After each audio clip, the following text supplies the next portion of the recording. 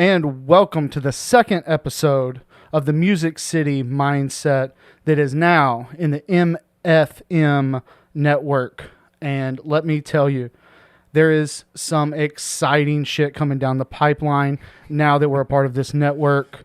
But I'm even more excited that I don't have to do it alone. With me, as always, my co-host, Glenn Cliff, icon, TSU legend, current owner of Training Corner, defensive back, coach at Lipscomb Academy. Yeah, for sure. Deon Giddens. For sure. Hey, Blake, appreciate that intro, man. You're kind. You're every very time. Kind. Get used to it. Very kind. I say that. Get used to it. You're very kind. So last time, we talked a lot about the growth of Nashville. Right. And where Nashville was and kind of where it got to, especially in the food scene and things like that. Mm-hmm. And we definitely talked a little bit about like what it was like coming up in that when it was different from what it is now. Old Nashville. Yeah, for sure. So let's talk a little bit more about where we are now that Nashville's here. Right. As you started realizing that the city was starting to just boom, did you find yourself, like me, kind of getting excited and proud of your city and trying to match its growth and grow with it? Oh, man, I was ripping. I've been ripping, but I was ripping so hard. Like, so hard now. Like, I remember back in 2004 to now, just going back to my football days, I remember, like, G-Unit and Buck, they all them were just kind of all over the place. Yeah. And I was in New York at the time, so I would go to the locker room and just cut it on, Buck part or G-Unit, any song. And they knew, hey, Cashville's in the building, Nashville's in the building. So I remember back then, man, to now. So, yes, I'm very proud of it. I find myself doing more stuff, but in an authentic way. You know what I mean? Not like a tourist Nashville way, but just if you here, hey, you repping. I think it's been fun. I think that you bring up an interesting point because if you were a part of Old Nashville and somebody from Old Nashville emerges into any kind of limelight, you're going to have support because we remember what it was like and we know what you came up out of. Absolutely. Jelly Roll, for instance. Man, love it. Love to see it. Biggest man on the planet in more ways than one. Yeah. But it's hard not to support him because I know what not just like the disparity of what he came from, but literally the city that he came from and what it's doing now. So I definitely started realizing that part of my love for this city is some people are falling out of love with it because it's not the same city they grew up with. Mm-hmm.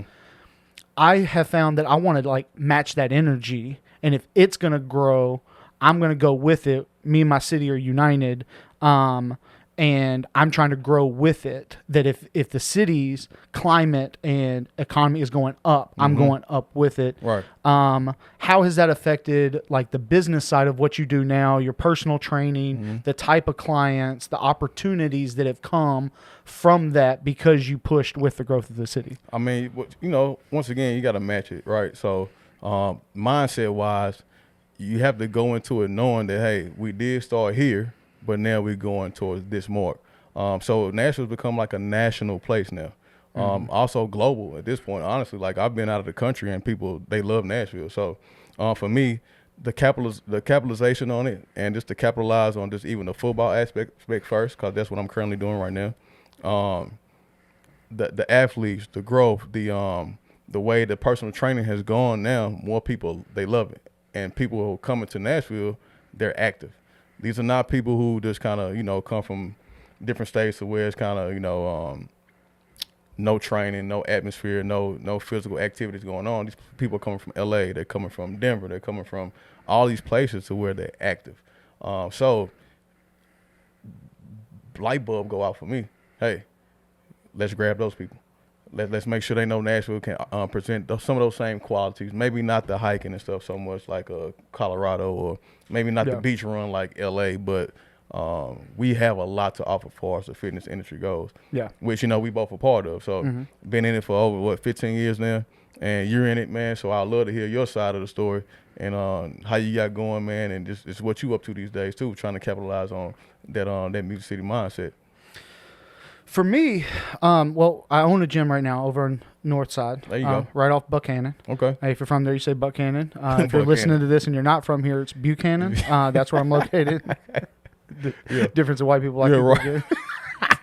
Right. Right. But No, I definitely felt that trend. That my gym's called Music City Muscle, and the whole aspect of it was, I felt like you've been around. I'm guessing when you travel, you hit a gym. Have to, no matter where I am. It was almost. I enjoyed it when I traveled, but there was this part of like when I'd go and travel, I'd find this like. I mean, what on Instagram I'd call it a gem of a gym. Gem of a gym. Yeah, that like you just find this diamond in a rough, this some old school side of a warehouse, and I would have the best workouts. And then I come back here and everything's all brand new and pretty and shiny. Yeah. So I felt like we had this hole, this gap, where we don't have that old school iron, hardcore lifting gym. When you come to Nashville, everything's brand new, everything's shiny, and everything like that. So I wanted to bring that, but the key was I wanted to do it in a way that was approachable for beginners. One of the things that I think is very interesting, that I've seen a lot in this city because we have so many conventions and things like this, that like when you have somebody that's the best of the best of real estate, finance, sports. Everybody who is aspiring to be that will line up around the corner to get the chance to be in the same room as the people that do it better than them. That's true. When you add a barbell to that, people get real insecure. They do. And why do you think that is, though? I honestly, I don't. I think it. I do. I think it is. Because if I'm meeting someone who's like, if I'm a real estate agent and I'm meeting a real estate agent that's like the best in the state, all we can do is talk. Right. There's not too many opportunities in other situations and other industries where you can be like on the same competition when you're lower. Like, you know, a high school kid would love to meet an NFL player. And we do it all the time. But you're never going to play at the same game. Right. You can train with them, though, to your point. We can come in and get the same workout but side training by side. is we're actually putting weights on the bars. Yep. We're actually showing what our experiences, our sessions, what we can do. So I think that there's an element of performance where fitness, unlike really any other industry that I can think of, has an element of all different experience levels can do the same thing at the same time. Same time. Might look different, though. Look different. But we can still And perform I think that how it looks, people are too comparative in today's culture to compare them with someone else, even if they've been lifting way longer.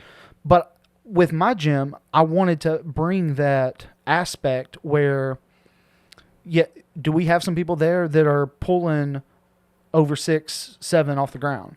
We do.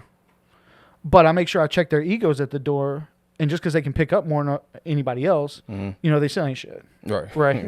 Respectfully. Yeah. But they're gonna come here and check you. They're gonna find out where you are, man. Yeah, exactly.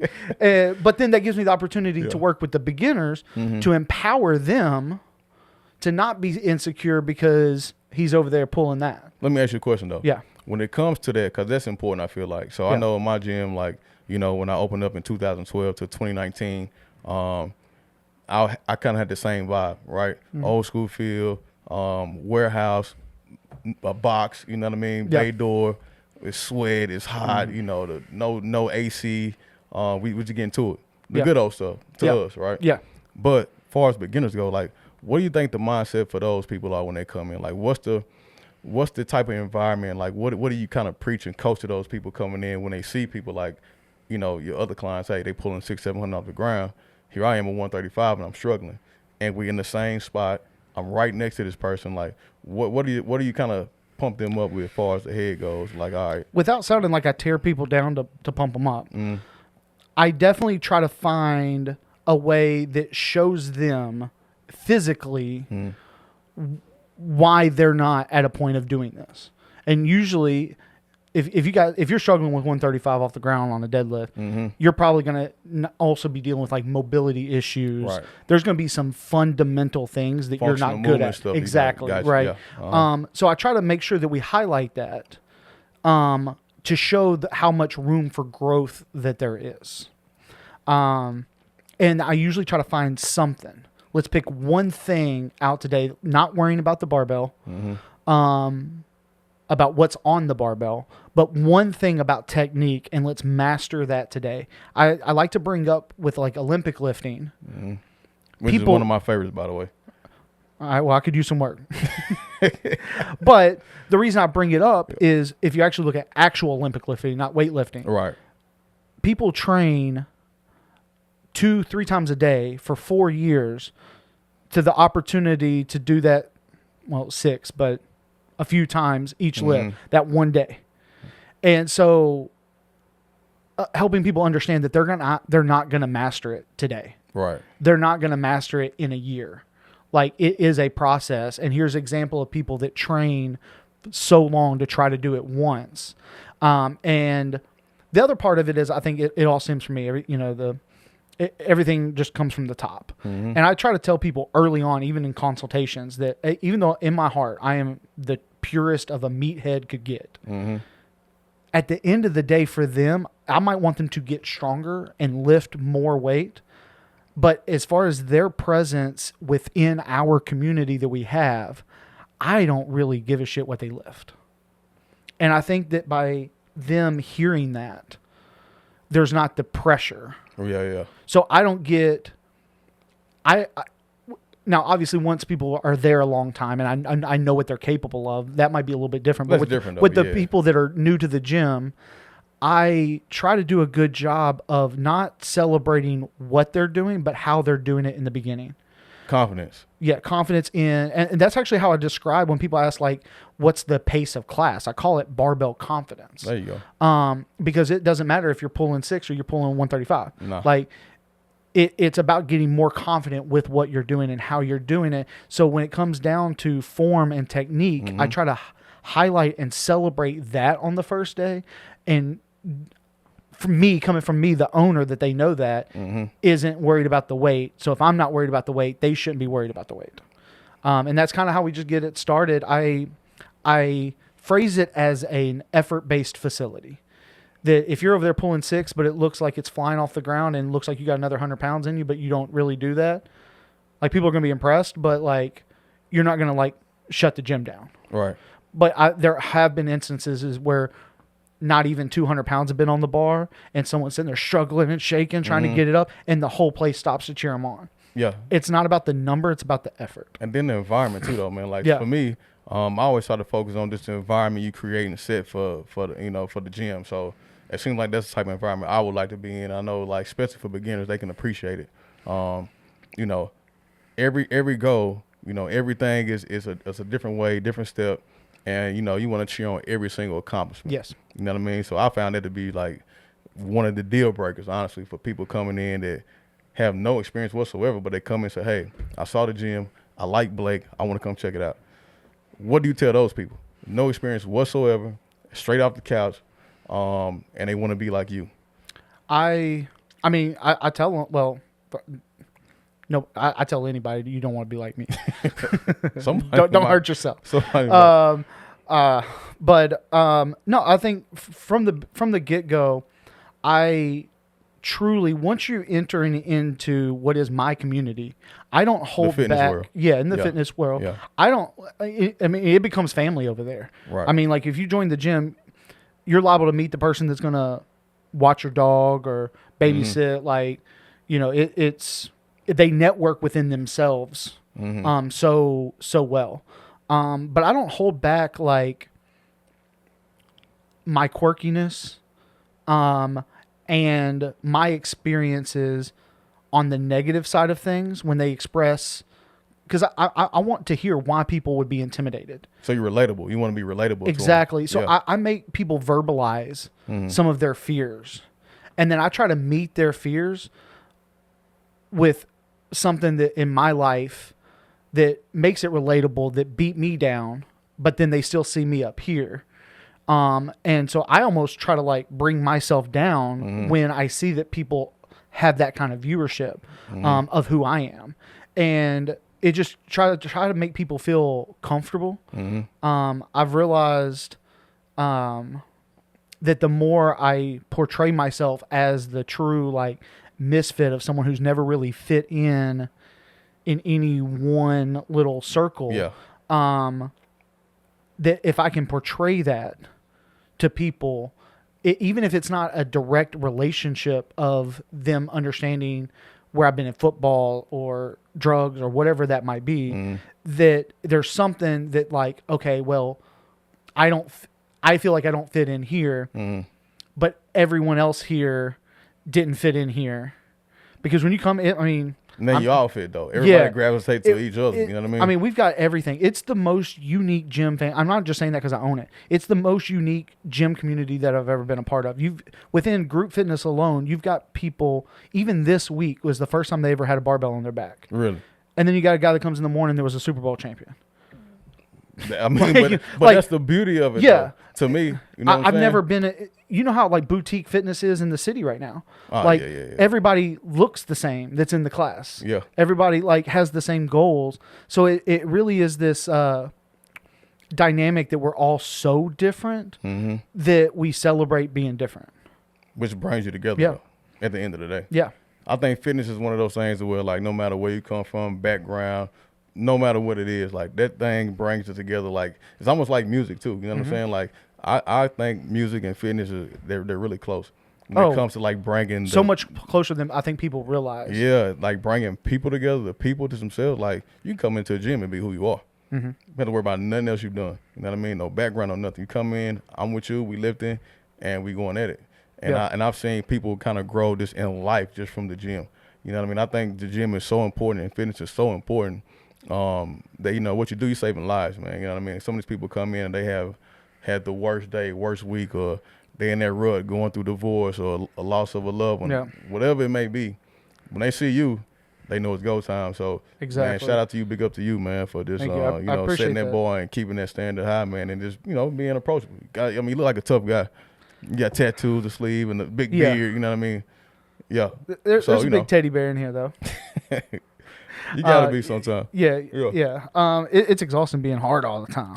I mean, especially if it's fake. Yeah. You know what I mean? Like, I get some guys, you know, I get it, but come on, man. Yeah. It's cool. But, I don't know, for me, it's the relatability, but, like, I don't know.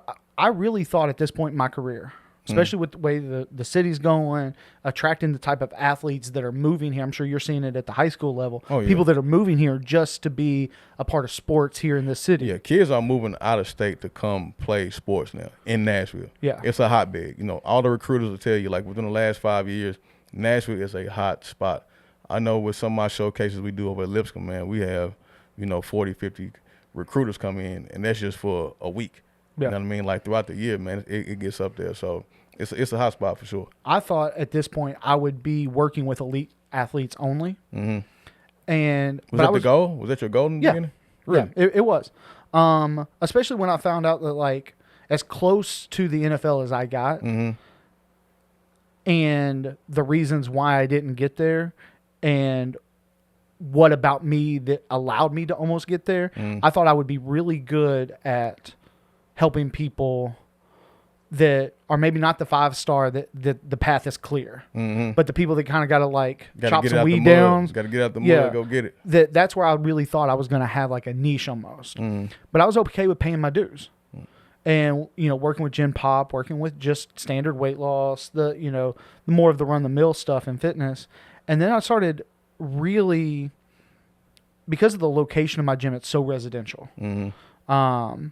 That I started working with people that would never come into a strength gym. But why is that, though? You think, did they ever tell you, like, why? Are they, like, just scared of it? Or they see weights and you know what I mean? It's the realization that if we just talking about it, you know, I'm sure you met a bunch of those dudes that leg pressed 1,000 back in high school, right? But, like, what about now, though? Right here, right now. What are we doing? And I feel like the reality of people having to come to terms with where they are now compared to who they used to be. That's a good point. I feel like it scares them. They're not scared of me and the other big dudes that are up there lifting. That's just, I'm something that you could point a finger at. That's got an actual performing now, though. Right. From what they used to be. And so I feel like once they get there, and if they allow themselves to compare to other people, then that's where it gets to a point where they have to make it real to themselves and accept where they are now. Yeah. And so within that, I got the opportunity to work with non-athletes, what I thought was on my road to get back to athletes. Mm-hmm. And I'm sure you got some that you made a huge difference with. Oh, yeah. Like some that's still rocking with you, hardcore. Oh, yeah, hardcore, yeah. But with what little I've done with athletes before, it's so transactional. Here's my money, you make me stronger. It's like, you got to do the work. But like working with some the people that I've been so blessed to just walk through the doors are people that I've made such a difference in their life just teaching proper squat technique. Like, they'll remember me forever. And they will. They will. Because, you know, it's so many other things that goes with it. You know what I mean? Like, you're more than just a trainer when you come into a gym. Mm-hmm. Like, you're a psychologist. You're the big brother. You're the actual trainer for the day. You know, you're the motivator for that day. I mean, there's so many hats that you wear, that we wear in the fitness industry, especially when you actually have people paying their hard-earned money to come to you. Yeah. So it's a privilege and a blessing already as it is. But when you start transforming the people, and, you know, my thing is I train a ton of athletes, pro athletes, collegiate, high school, whatever, but it's still such it's so gratifying to see, you know, general population people come in, or people that work hard 9 to 5 all the time and come in like, hey, these are the goals. This is where I'm trying to go. Yeah. And they surprise themselves because you showed a belief in them, which some of them never had. They never had somebody push them and tell them, hey, you're doing this, but, you know, we can do this much It's more. One of the things I say all the time. And I say it to make it real. Mm-hmm. I grew up in a family where, like, you talked things into existence. So if I say it's going to become real. And so I tell them all the time, and I bring it up because I know it's the truth right now. Mm-hmm. But I want them to get to the point where I don't have to say this to them. But I tell them, like, don't let me be the only one that believes in you. That's big. And so really working with that. So with you, with working with a bunch of the athletes, was that always the goal? Like when you got done with the league, like you training athletes, was there ever a point that you thought about taking training to somewhere else where at the time athletes were going to before Nashville boomed? Oh, man. So when I started, my agent sent me to D1. So in college, I had to make a decision.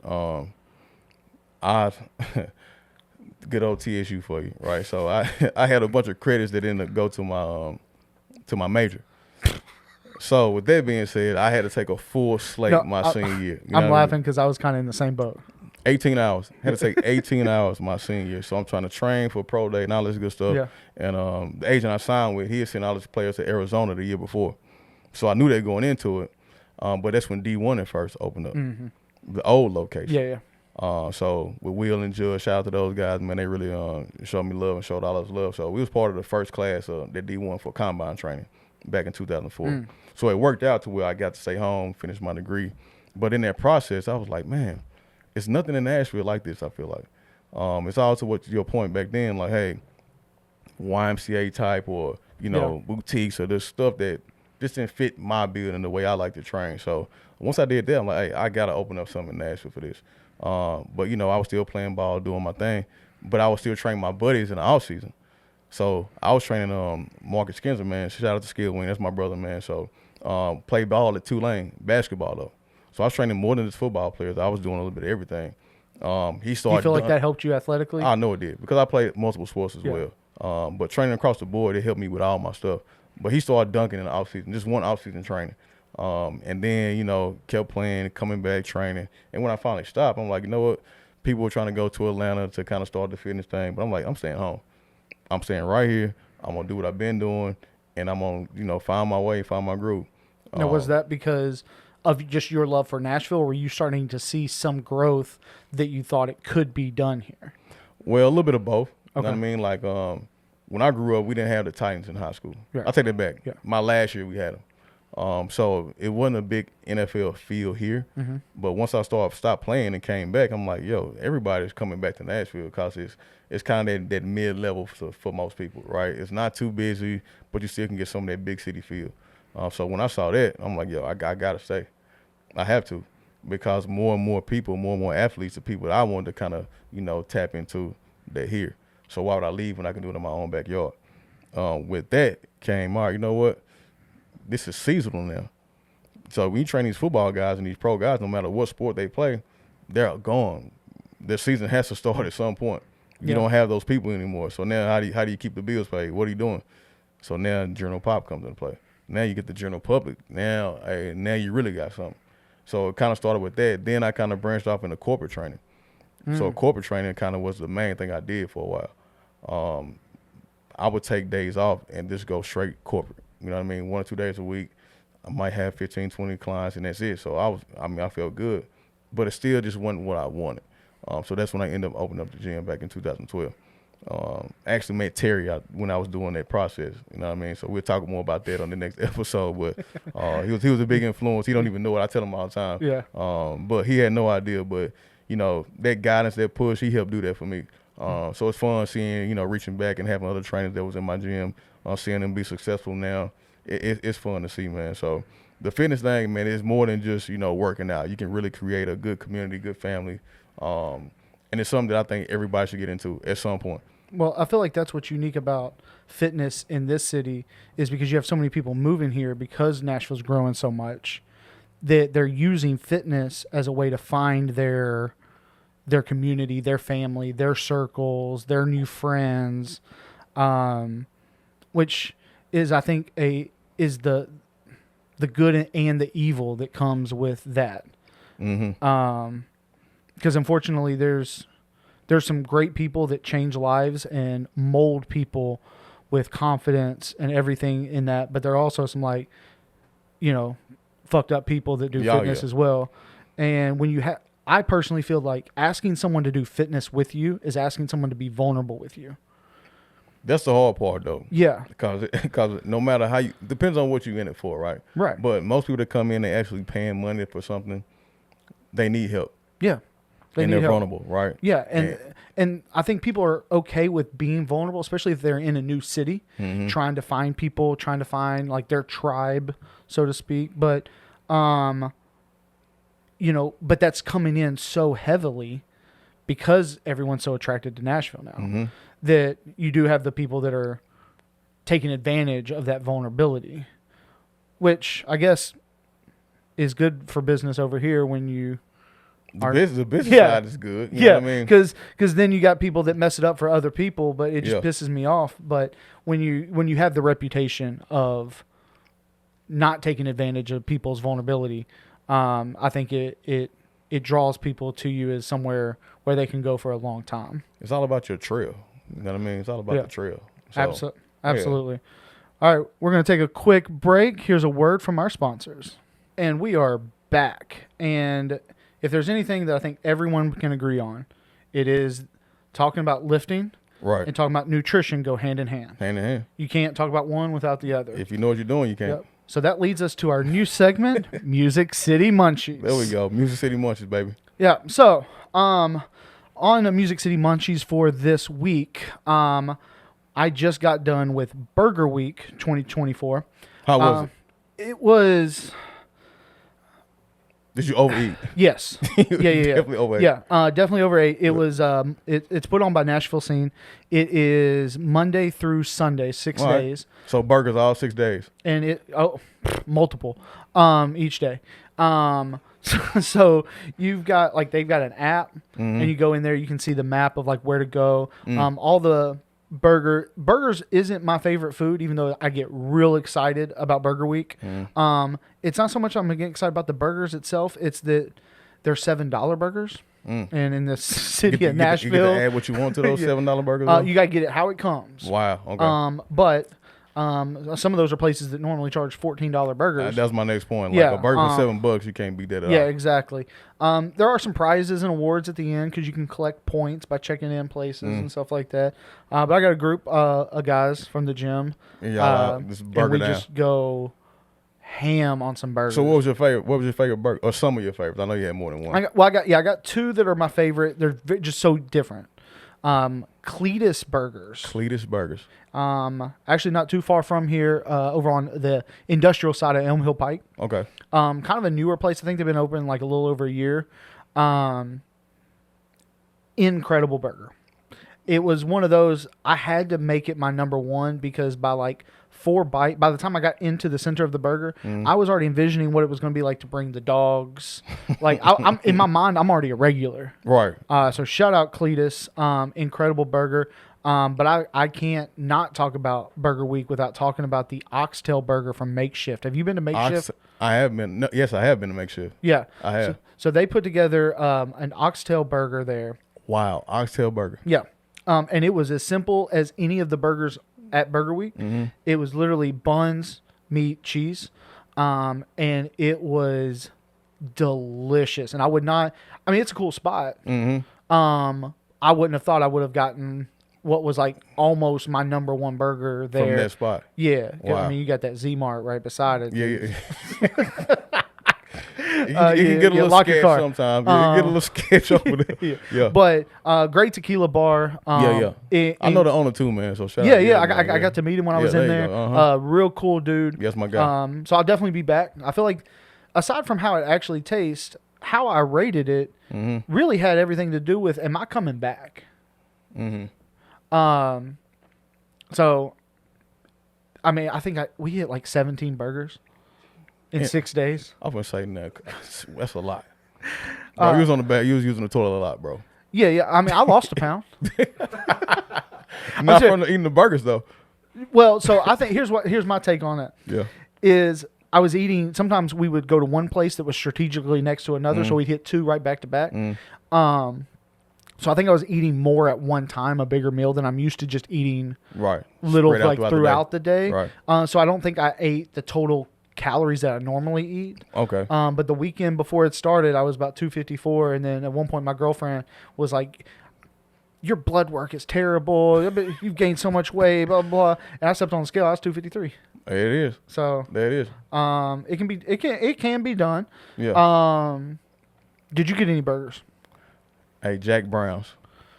I don't know if y'all heard about Jack Brown's or not, but it's a simple burger, right? It's simple. It's I think I want to say like Wagyu meat, maybe. But old school burger. Yep. Cheese, meat.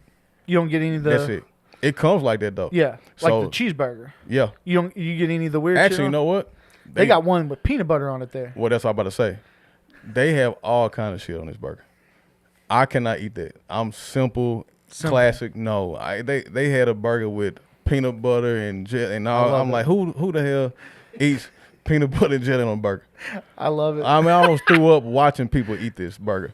But with that being said, Jack Brown's my number one burger. So you just get the cheeseburger, basic, basic. Because I feel like that can't align with macros if we're going to talk fitness. I mean, at we all. can, but I'd rather have. I mean, if you got bread, meat, cheese, I mean that's a carb. Protein and a fat. Yeah, it is. I mean, now I will say that the burger places I keep. Put a little lettuce and tomato on there. We got some micros in there. And it's keeping us in business too, right? Yeah. Every time you have burger week, hey, please go eat the burgers. Come see us once you're done. You know what I mean? Yeah. That's how that works. But Jack Brown's, that's my number one burger. Yeah. Jack Brown. Yeah, we got one over in Germantown, so it's not far from the gym. So yeah, I love it. So we definitely hit that up there. Yeah, my wife, every time TSU homecoming comes around and we out late, we hit Jack Brown's. It does have. Late night food is hard, and Jack Brown's having that late night is definitely clutch. Especially if I mean, there's so much stuff going on over there between Sounds games, a lot more bars and stuff popping up over there. So it's definitely a clutch late night food right there. Burger Week, man. Shout out to the burgers, man. Shout out Burger Week. There was some weird shit on there too. What's the weirdest burger you saw? I need to hear this because to me, I think it can't get worse than peanut butter and jelly on. Oh no, that peanut butter on it's actually not even uncommon now. Now these are white people eating this peanut butter. Oh yeah, for sure. Oh, okay, for sure. I didn't never heard a black person. I didn't see one black person. I never heard a black person in all my Burger Week. I never seen it, but it's all good. But what's the weirdest one, man? Man, the most unique one, instead of using buns, they use arepas. What? Arepas. It's like a corn. Does anybody know what that? No, it's Mexican. I don't know. Okay. I don't even know that I'm saying it right, to be honest with you. Second episode in, I'm going to get canceled for saying some dumb shit. No, but they're like a corn cake. A corn cake. All right, so the smaller. Yeah, okay, yeah. I got you. And like that was the like the buns. Okay. But man, like there's people try it a little too hard sometimes, doing like some weird like peach chutney. Why would I want that on a burger though? You know what I'm saying? Like, if it tastes good and you surprise me, cool. But like I feel like some people tried too hard and missed. I'm sure people miss. Yeah. Like a long miss too. I mean, because so Jack Brown's smash is a smash patty. Yeah, smash. Yeah. Yeah. I mean, on the top grill, you know what I mean? Flip it, smash it. It's cool. But like, there were also some like traditional like thicker burgers. Yeah. Which is good if you got a good cook on it. But the amount of burgers served out here that are overcooked. Now, obviously, you're not gonna get pink on a smash patty. No. But I think really aside from like, I mean, like the Jack Brown burger for Burger Week had a crab salad on top of it with like some curry mustard. I personally liked it, but it was, I don't want to say pungent. Pungent's like a real like negative connotation. Yeah. It was distinct. Very distinct flavoring that I personally liked with the mustard and the crab. But I could definitely see how someone would hate that burger. Yeah, I would hate You would have hated that burger. I would hate that burger. Yeah. And I could have understood it. Like it was that like distinct, if you will. But yeah, I don't know. Some people tried some like real. There was a difference in people that did like that do burgers all the time. That tried to do a special burger for Burger Week, and then people who don't do burgers that put something out there. But I actually had a lot of respect for the people that's like, hey, here's our regular. You can get this all year round. Right. Like this is our staple, and this is just, this is so special to us. A lot of people had it on their story, like, come get the one that actually helped us start our business. That's what I'm about to say. Like, yeah. You know, if you go to Five Guys and get the burgers, like, you know, you're getting a classic traditional burger. You know what I mean? So if you had to name one spot, someone visiting out of town, Nashville, coming to get a burger, where do you go? Traditional. I'm gonna give you traditional. And I'm gonna give you something kind of off the wall. Traditional. I think. Well, the problem with Nashville is like, you know, what side of town and what people are doing. Typically if they're visiting, they're going downtown. Right. It's hard not to say Jack Brown's because it's right there. If you're anywhere around, I mean, from the vibe and the atmosphere, the beer garden that's out back, I still would have to give it to Cletus. Cletus Burger. You gonna make me go to Cletus and check them out? Definitely do it. They got a whole, like, it's smash patties like Jack Brown, so you'll like that. And they've got some simple stuff, and then it's got something for us Wyatts that like to decorate our food. I would say I'm gonna use that as decorate. You're decorative on the burgers. Yeah, a little out of my league, but it's all good. I still like a good burger. Yeah, that's cool. Oh man, and I don't know if that was a success or a failure, but that was Music City Munchies. First segment. Keep that on the drawing board. Man. So what, so with kind of going back to like where you are now, but it's easy to project like what Nashville is doing, what it was doing 5 years ago. So being able to project what it's going to be doing in 5 more, when you've got stuff like the stadium, all the developments around the river and everything that's popping up, you know, I think it's important to mention, even for the people that don't really like love sports or love the NFL, especially down here in the South when it's college football is king.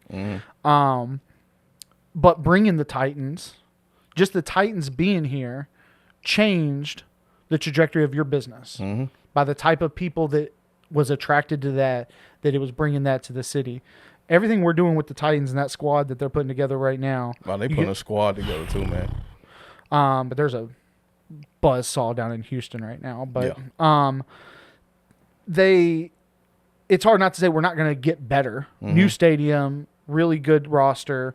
Are you preparing now that you know that when the city grows, you can grow, and that mindset of being connected to the city, of like really where you're trying to go in like 5 years and what you're planning now that you know what the city is capable of doing, of like what you're trying to do, because you got into coaching, you're at Lipscomb Academy. Is it your first coaching job? It is actually, yeah. So the irony in that is like I turned down all the coaching jobs. Like I've been offered like, you know, over the years, but I was like, nah, I don't think so. It kind of cut into what I'm doing already. I didn't want to kind of be tied down.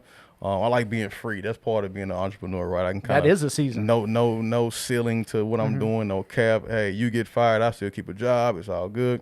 But Trent Difford, he reached out. when he was here at Lipscomb, man. So how do you say no? You can't say no. He's hard, man. I love Trent, man. But he's a real honest, straight up guy, man. So I met with Trent a couple times, and I was on the fence at first, but after talking to Trent, man, he was like, "Listen, I know what you're doing. I'm supporting everything you're doing as far as your training goes. I know your background, but we got some great corners out here that could really use your help." Went out and I saw it, man. He invited me out to something to go see him, and I'm like, you know what? I'm sold. First season, man, we were nationally ranked. I think we ended up number 10 in the nation. It's the highest ranking football program in Nashville or Tennessee history. So we can always say we're the highest ranked team or the best team in Tennessee. We're talking just rankings. As far as rankings. Just rankings. No one has ever been. Are y'all still 2A? We moved up, yeah. Moved up to? No, we're 2A, but we moved up in a different class, right? Okay. So we're in the class now with Brentwood Academy, Ensworth. It's a tough. Matter of fact, the division. So they put all the private schools. Yeah, they try to. So put you can them recruit together. now. You can, but in the right way, right? Okay. You still have to have like showings and people come see the school. So I wouldn't necessarily call it recruiting, but you get to showcase what you have to offer. So it's a way that you go. They're really about just those letting things. them do what they were doing back then, but just letting them do it now. Yeah, in a legal way now. Right. Back in the day, hey, you just pull up to a game like, hey, come play with me right now, drop everything. But nah, it's rules, of course, to that. But what it has done, though, to your point, it's become a national scene, a national place, and it's a hotbed for like young talent to the point to where we have kids literally leaving state, like college, like a transfer coming in and they're playing. Not just at Lipscomb, but anywhere across Nashville, you can see it happening. So that's really big for me because you get a lot more kids. And, of course, how everything else goes, you know, one kid tells another kid, and you look up, you got 10 kids just off of one person you train, and you keep that going, and, you know, it makes everything grow. And then, you know, where I'm at now, Lipscomb, it's a hotbed for NFLs and pros like coming to train. So we get a ton of Titan guys there and there all the time. Matter of fact, before I came over here, we had Roger in there, McCrary, the cornerback. So he was over there working out with one of the guys, man. So J Ho, Jeremy, man, all AE, man, they keep a nice squad over there for training. And it's big. It's big, which clearly opens up the door for me. Right. So that's how I capitalize, right? You know, stay here, you'll get some low-hanging fruit, but, you know, eventually you'll start getting and capitalizing on all the traffic coming in and out. So that's what I've been doing, man. It's been going good. The high school football climate has changed because back when you would have really good players, now we're having really good teams. Yeah, one player won't do it. In this high school climate. But that's usually how it used to be. It used to be you had that one player on the team that you knew that player was going D1, if not league, but he probably wasn't taking no one else with him. Right. And then you started having really good teams now emerging in programs and coming up. How y'all looking for this upcoming season? I'm biased, man. So of course, you know, I'm a realist too. Yeah. But we lost a lot, but we have a lot coming back. So new head coach Jamie Graham is here. Nashville native as well. So shout out to Jamie, man. He was actually also a part of that team that Dilfer was on as well. Okay. So they went to UAB. So Trent took Jamie to UAB with him. So he did college for a year, and then came back. He's a head coach. So I'm excited about the upcoming season. Those coaching trees are crazy. I see how it is, man. Like what I'm seeing right now, just at the high school level from the tree, coaching tree is crazy. Every time I look up, I see guys I know and, you know, that are getting high school jobs in the city and the Nashville natives too. So I think it's a big push for keeping Nashville natives in the head positions in the city as far as the athletics go. And I think it's paying off. You know what I mean? Because we're keeping a lot of the guys. They're not leaving and going other places. So it's exciting, man. But I think we're poised for a good year. You know, still got work to do, of course. But I think we'll be okay. We just, you know, take a game at a time. I think we'll be fine. We look up. Y'all still play Good Pasture? Not anymore. Not anymore. Those were some good nights. I think they beat Good Pasture like 50-0. I think the last time. Well, same with my school. Good Pasture ain't what it used to be. Well, as far as Glen Cliff goes, neither was my school now. But my brother, my good friend, great friend, my brother, C.J. Scott, he won Mr. Football at Glen Cliff while I was there playing. We played on the same team. We lost it. Well, he lost in the Clinic Bowl. The year before that, we went undefeated in the regular season and lost first round of playoffs. But he's the head coach at Glen Cliff now. This is his first year. And also Anthony Brown, also a good friend of mine. We grew up together. He's the head coach over at Hillsboro. All Nashville native. So once again, when I look across the landscape of high school football here in Nashville, I'm seeing a lot of, former Nashville athletes and talent that are taking the rim at the head coaching position. So I'm excited to see that, man. But yeah, Nashville's growing, man. Hot spot. It helps the fitness world, helps what I'm doing. And I'm on both sides of it, so I'm loving it. Yeah, I'm loving it. You're in a good spot. Yeah, you're in a real good spot. Try not to mess it up. You know what I mean? So we got to keep winning. That makes me really hopeful because, especially with Trent, which I mean, everything I heard from him, great coach, great dude. But it's the example of what Nashville is attracting and how quickly it went from Super Bowl winning quarterback. Right, to attracting something from out of town, doing all of that. So to see the new era that it's coming in with natives taking over and kind of hopefully establishing that love of the city and love of the program. Because I think it just really takes people buying in. Like Hasselbeck, the Hasselbeck brothers over at Ainsworth now. Yeah. You know that? So I mean, those are two guys. You see them right on Sunday night, NFL, ESPN, I guess. Monday Night Football, those guys are here in town. Yeah. I mean, so many people coming to Nashville. NBA man, so. Ainsworth, Herb Street versus Hasselbeck. Yeah, there you go. I mean, big name people are coming in. The kids are here. I mean, it's a place where I feel like it's hard to turn down once you get those type of opportunities. So, man, shout out to Nashville, man. Let's keep pushing this thing, man. Shout out to Nashville. Yeah, shout out to Nashville, man. My hometown.